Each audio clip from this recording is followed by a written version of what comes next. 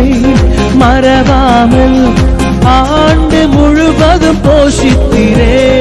பிள்ளைகளை மறவாமல் ஆண்டு முழுவதும் போஷித்தீரே. குறைவுகளை கிறிஸ்துவுக்குள் மகிமையில் நிறைவாக்கி நடத்தினீரே.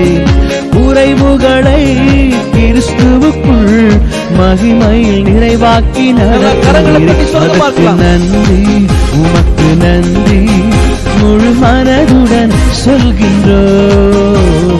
நன்றி, உமக்கு நன்றி மன நிறைவுடன் சொல்கின்றோம். நன்றி, உமக்கு நன்றி முழு மனதுடன் சொல்கின்றோம். நன்றி, உமக்கு நன்றி மன நிறைவுடன் சொல்கின்றோம்.